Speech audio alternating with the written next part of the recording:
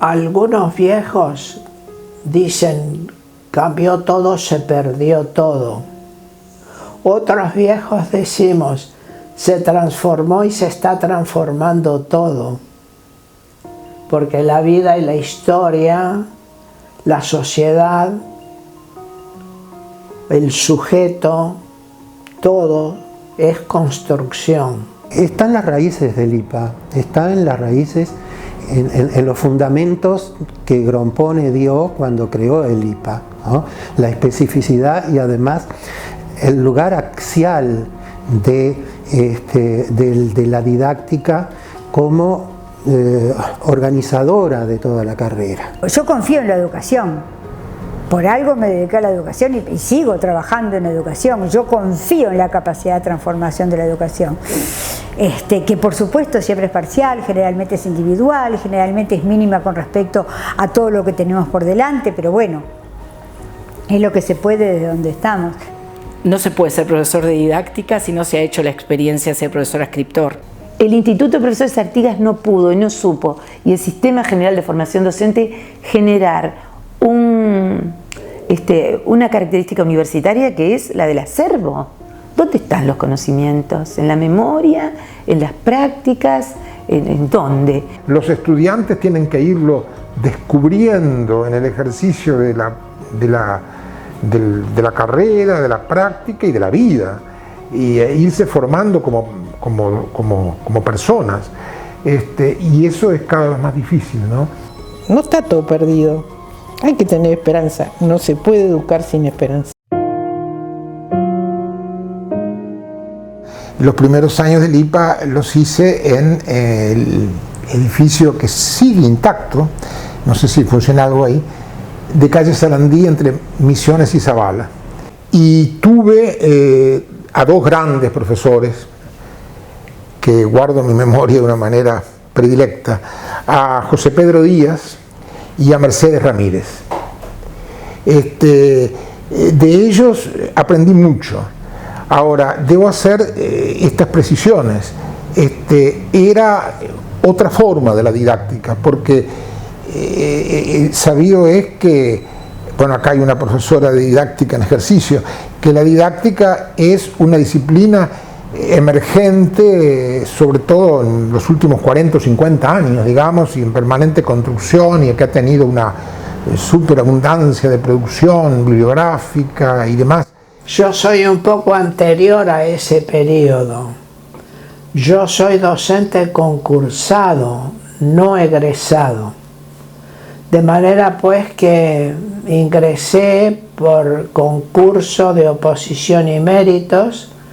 Así accedí a la efectividad, y en materia de didáctica, por lo tanto, no tuve la experiencia del IPA, tuve una experiencia paralela que fue la de la Facultad de Humanidades y Ciencias, donde yo fui colaborador honorario del profesor Roberto Ibáñez en la Cátedra de Literatura Uruguaya, y asistí en calidad de tal un periodo en las aulas de Paco Espínola y de Esther de Cáceres, de manera que mi situación es muy singular en este sentido, con una componente autodidáctica muy fuerte, muy marcada, y con pautas muy intensas de los maestros en el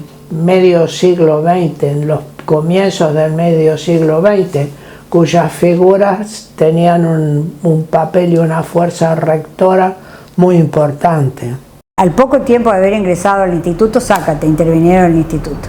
Y ahí ya estaba rendida, porque me di cuenta de que en realidad, fuera donde fuera, la intervención iba a ser un hecho incontrastable. Bueno, en fin, hicimos porque el concepto de generación todavía estaba muy presente, que es un problema que yo creo que hoy en el instituto habría que considerarlo, que la generación como cohesión de cabezas y de esfuerzos y de voluntades y de visiones se ha perdido. Pero bueno, mi generación, de la cual conservo los amigos de toda la vida, transitamos entonces en dictadura. Rápidamente nos pusimos en pie de batalla con algunos profesores que sentíamos que eran realmente individuos que no estaban preparados para ejercer en los cargos o para dar las cátedras o las clases que estaban dando, y porque además se destituían los otros, los consagrados. Bueno, en didáctica tuve, por ejemplo, una profesora que daba sentencias. Entonces decía, me acuerdo perfecto una clase, bueno, un poema se empieza por el título. Y bueno, en fin, y eran sentencias, no eran recetas inamovibles.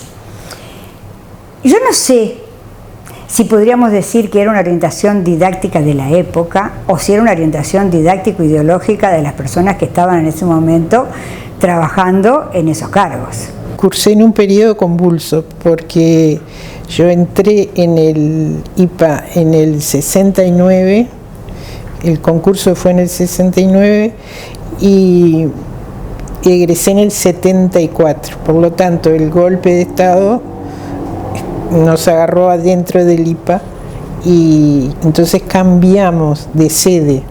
Estábamos en Sarandí nosotros y nos trajeron al IABA. El tercer año y el cuarto año, 73, 74, lo hicimos en el IABA. Lo empezamos en el 73 todavía en Sarandí, pero después del golpe de Estado esto se cerró y vinimos al IABA. ¿Quiénes fueron mis profesores? Mis profesores fueron Mario Delgado Robaina y Nelly Trapanese. Fueron no muy... en el 73 prácticamente no dimos clase.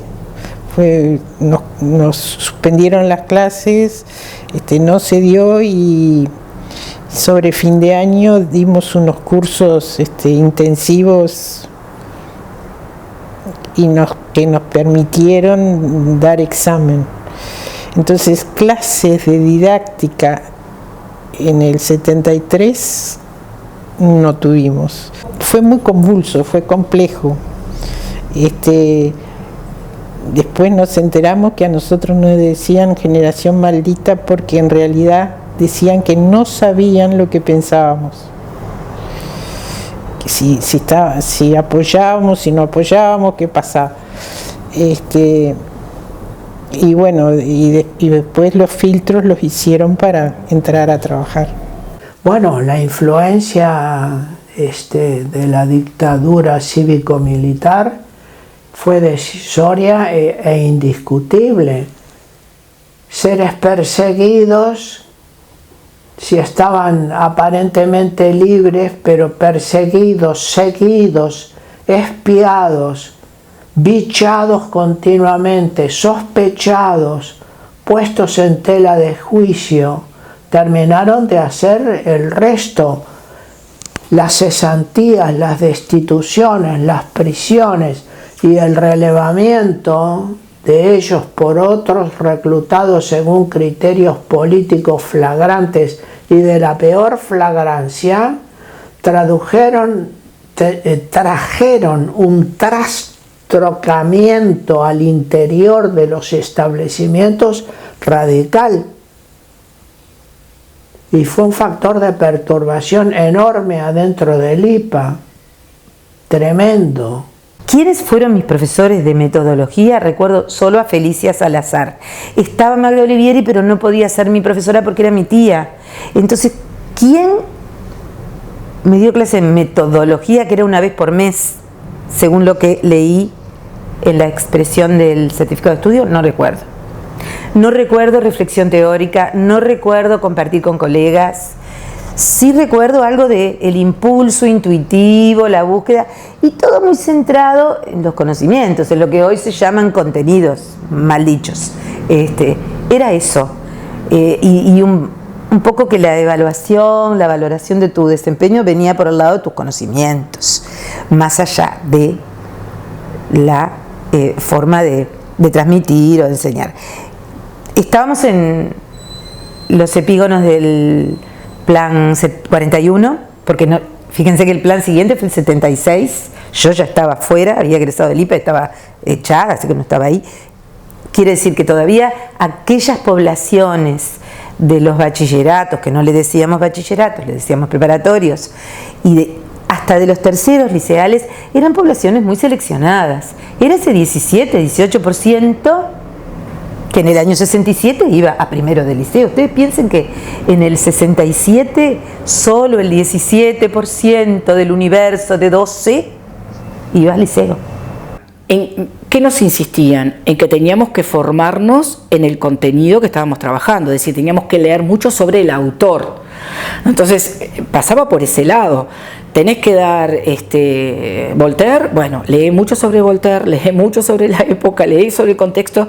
No, yo no recuerdo, realmente no tengo registro de tener lecturas teóricas. Y la carpeta, famosa carpeta de didáctica que existía también en esa época, era la suma de las planificaciones. Yo la tengo todavía, y eran las planificaciones de cada clase lo que nos pedían. No había reflexión, no había narrativas, no. Pero en aquel momento todavía era, digamos, una disciplina que, por decirlo de alguna manera, tenía casi una limitación o una acotación puramente empírica, funcional, en el sentido de que las clases, vamos a entendernos, no es que estuviera exenta de teoría, pero sobre todo estaba el desarrollo del curso y del currículum estaba centrado en la observación y en el análisis y en el estudio de la clase. Y desde ese punto de vista, tanto José Pedro Díaz como Mercedes Ramírez fueron de una riqueza impresionante, no solo por su formación, por su conocimiento, por su sensibilidad, en fin, por su rigor. Lecturas teóricas, yo diría que casi había muy pocas. Estamos hablando, vamos a entendernos, ¿no? Yo ingresé al IPA en 1967, hasta el 71 o 72, es decir, que estamos hablando de los últimos años de la década del 60. De manera que las lecturas teóricas eran muy acotadas, por eso insistía en que el centro estaba en la observación y en la práctica misma docente. Y ellos hacían hincapié fundamentalmente, y si habrá habido materia para eso, en el tratamiento de los estudiantes, en el relacionamiento con los estudiantes, en la dinámica de la clase, en el ejercicio de la transmisibilidad y de la comunicación, pero ese era el centro. Llegó a estar por reglamento, a las chicas les corregían si no tenían una chaqueta que cubriera las caderas, pero eso llegó a estar por reglamento para las docentes en enseñanza secundaria, que si iban de pantalones tenían que estar con algo que cubriera por debajo de las caderas y cosas por el estilo. También había otra profesora de didáctica, que ni el nombre recuerdo, que decía que las chicas tenían que ir de falda y con medias, con medias de seda o con las medias translúcidas, aquellas que se seguirán usando, e indicaban la forma de peinarse, la forma de maquillarse o no maquillarse, en fin, y eso estaba en la evaluación de la clase también en algún momento, que ahora nos parece totalmente ridículo, ¿no? Lo que podríamos marcar como mayor diferencia con la actualidad es que era una didáctica exclusivamente casi vinculada a lo metodológico.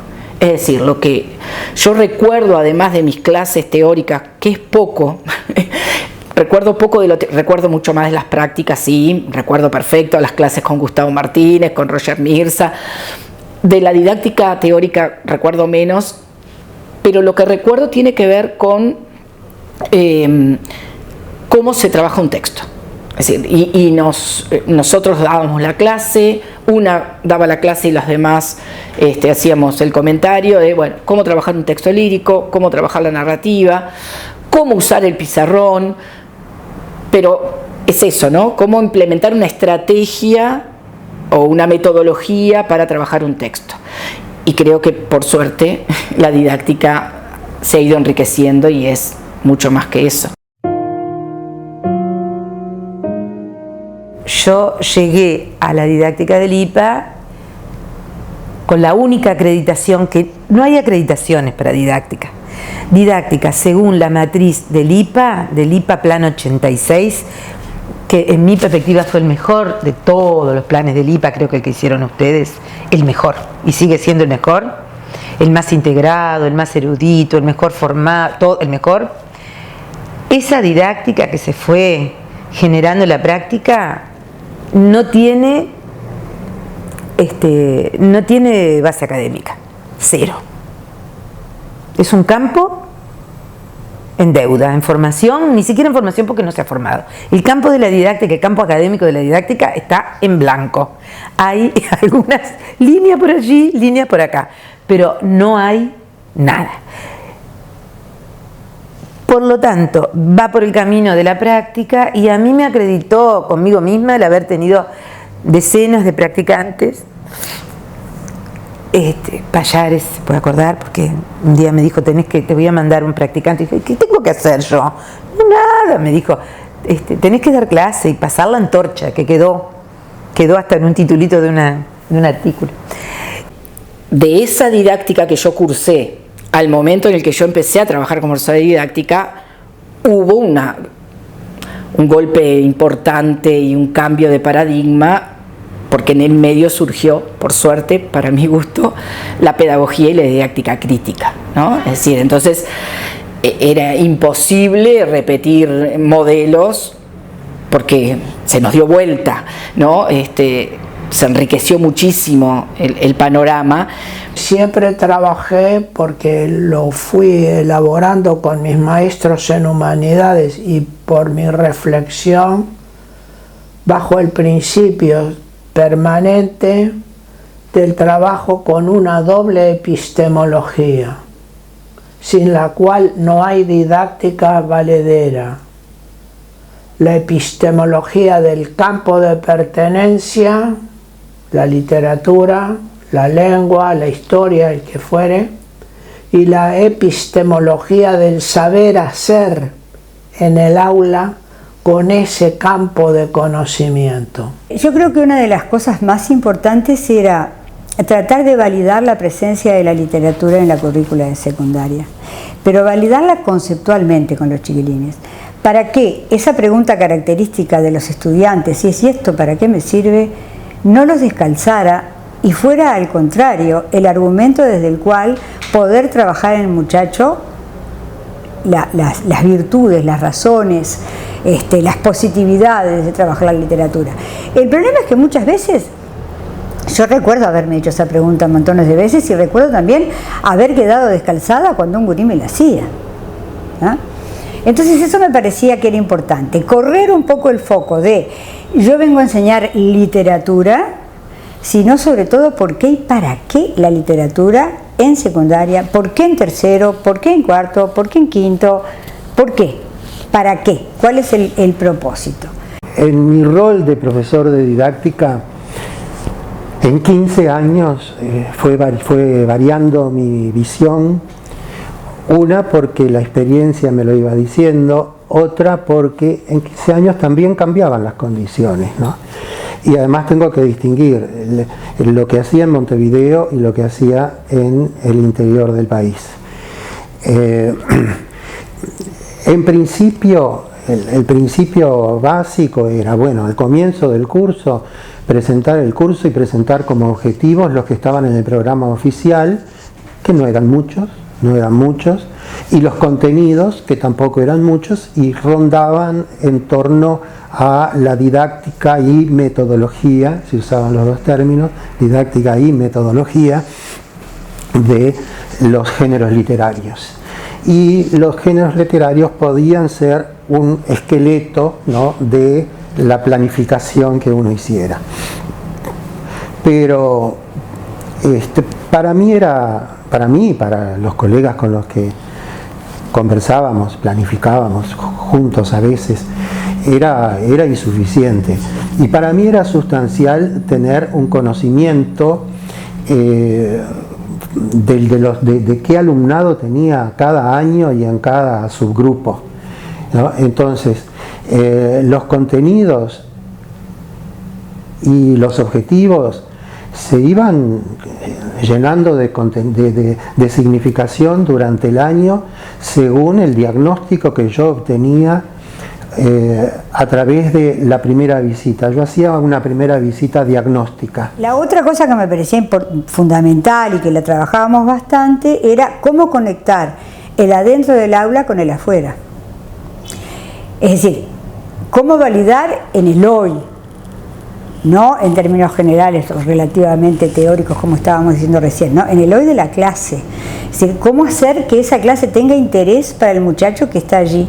Un profesor tiene que tener un capital cultural que no solamente erudición, tiene que tener un capital cultural que lo conecte con lo que está sucediendo en términos culturales, con determinados dinamismos y popular en el ambiente del cual está trabajando. Una parte en las clases de teoría, de reflexión teórica sobre lo que ellos habían leído, sobre lo que yo les pedía que leyeran, etcétera.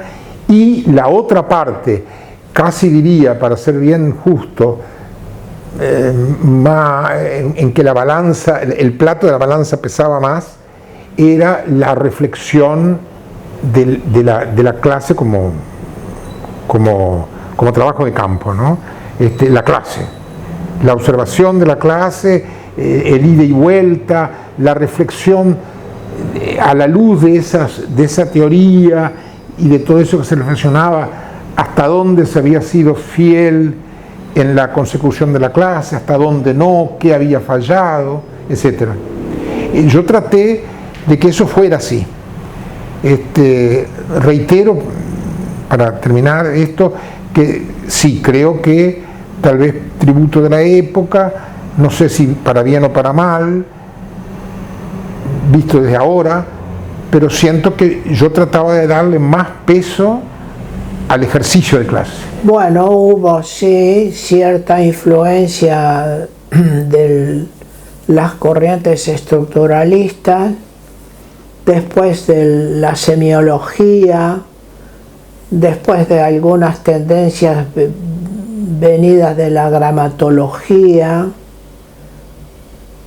que en términos generales generaron ciertas propensiones, pero son académicamente deseables, académicamente naturales, que se produzcan como consecuencia de la tarea de investigación.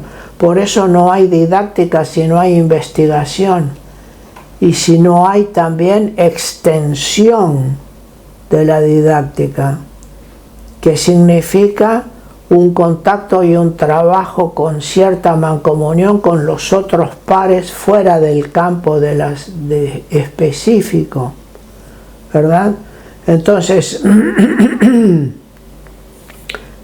la investigación necesita identificar centros de interés académico que se van explorando, se va buscando la formulación de teorías o de nuevas hipótesis que determinan la marcha y la continuidad de la construcción del conocimiento propiamente universitaria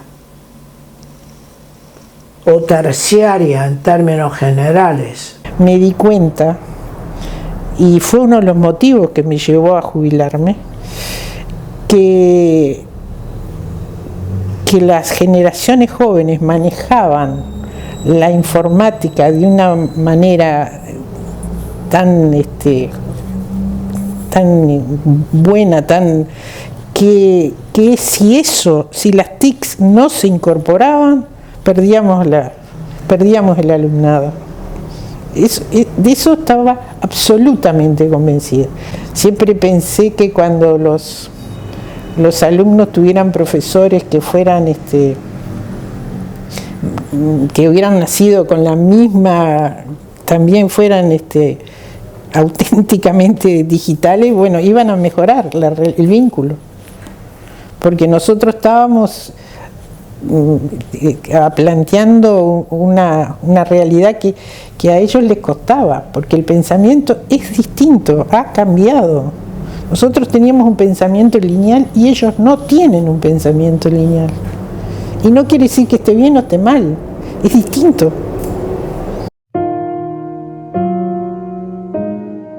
Muchas veces, para muchas cosas, me acuerdo del título que Elena Romiti le puso a un manual que hizo hace muchos años y tuvo más de una edición para estudiantes de tercer año.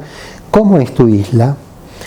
Y me pareció tan acertado. Después de la primera vez que vi ese título, y dije, pero ¿qué quiere decir esto? ¿Qué tiene que ver? Después que lo pensé, es tan acertado ese título, porque cada uno de nosotros, al cerrar la puerta del salón, está en una isla, en una tarea que no es solitaria, porque estamos trabajando con todos los estudiantes, pero sí el rol nuestro, ¿no? El rol nuestro es un rol muy solitario.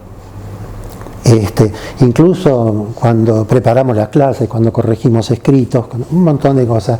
Y sí, nos vamos aislando en cierta medida, y esa isla se rompe cuando entra el practicante, ¿no?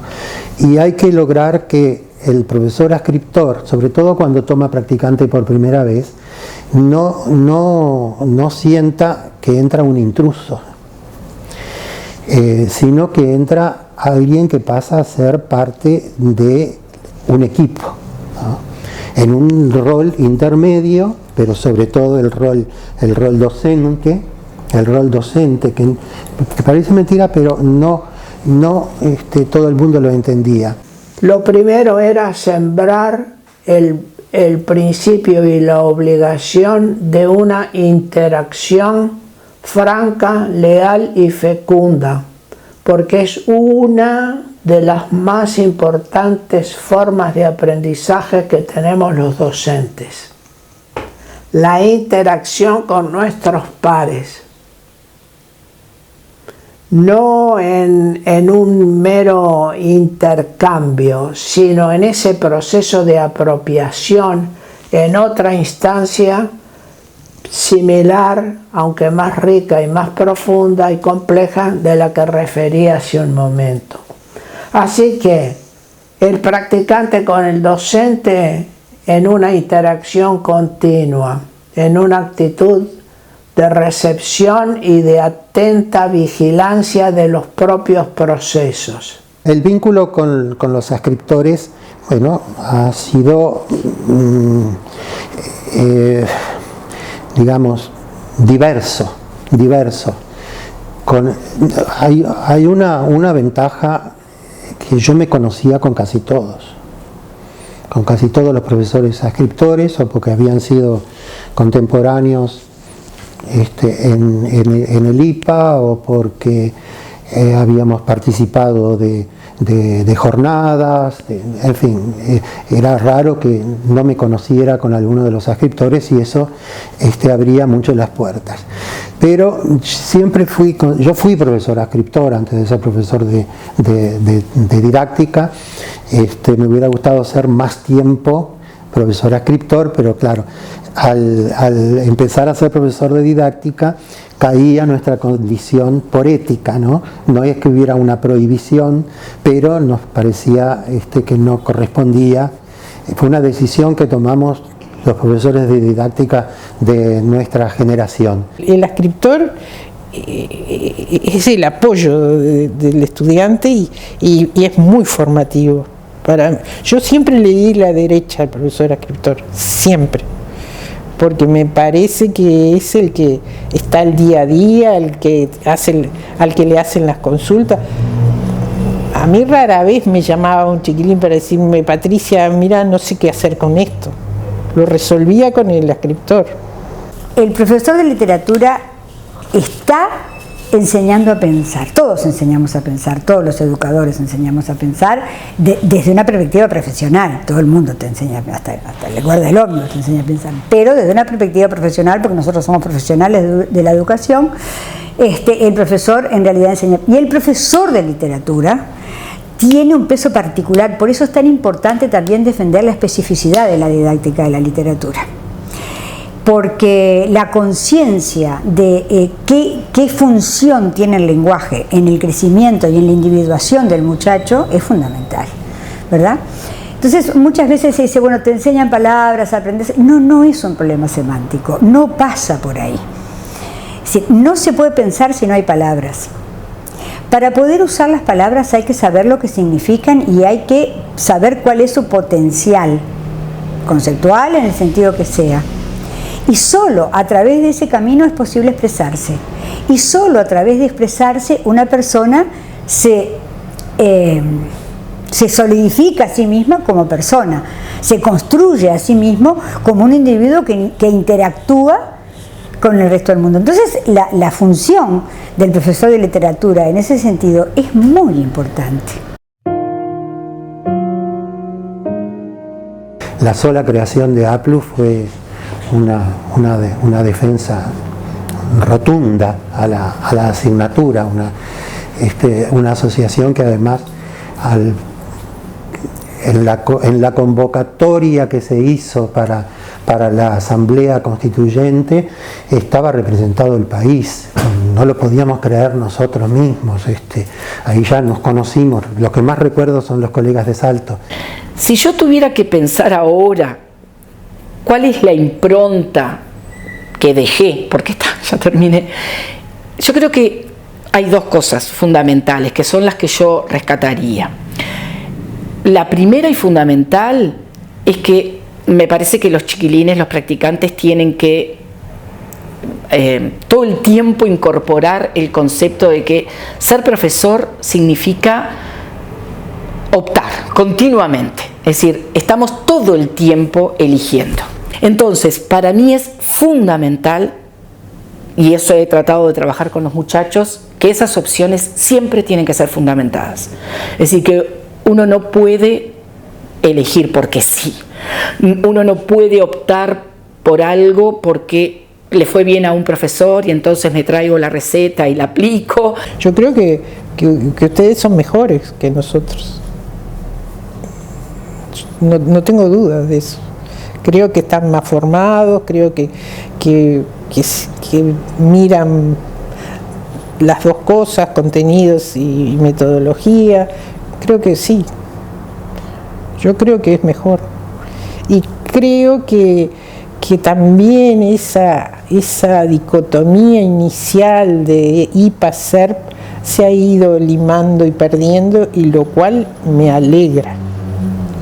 Es discutible, pero para mí verdad cierta, que el fin fundamental de la escuela secundaria es la formación para la vida y en la vida, con un concepto integral. El profesor tiene que ser consciente de que está proveyendo el material del pensamiento. Y no es un problema semántico, es un problema de conexiones neurológicas, de aperturas en las funciones cerebrales. Nosotros no estudiamos neurociencia cuando nos formamos. Sería buenísimo que algún día tuviéramos algún curso que nos enseñara un poco de eso. Realmente lo pienso. Nadie forma a nadie. Uno está en el lugar de la formación del otro ahí, pero hay que ser humilde. Yo puedo corregir o puedo incidir o valorar o sugerir una propuesta motivacional o una forma de discurso, pero yo no te voy a decir cómo vas a ser profesor, porque vas a ser vos mismo. Vos sos profesor con tu identidad, con tu personalidad, con tu historia, con tu acervo, con tu compromiso, con tu ética. Entonces, ¿qué didáctica? Es una cosa complicadísima. Tenemos que formar dialogantes y no monologantes. Y ahora, sin embargo, lamentablemente estamos en esa otra onda ligada a la transmisión de competencias, palabra que detesto, de competencias, una formación para la rentabilidad, para la gerencialidad, para, bueno, todo lo que ya sabemos, ¿no? Todo lo contrario a lo que son y deben ser los fines de nuestra materia. Y eso es lo que sobre todo tienen que descubrir los estudiantes. Sin compromiso, sin empatía, sin encariñamiento, tampoco hay didáctica y tampoco hay aprendizaje. Ni de esta asignatura, ni de los aspectos técnicos más sofisticados en la NASA o donde se nos ocurra. Sí, la empatía, en una palabra, el amor por lo que uno hace y por lo que se hace y para qué se lo hace, es un motor de una energía poderosa.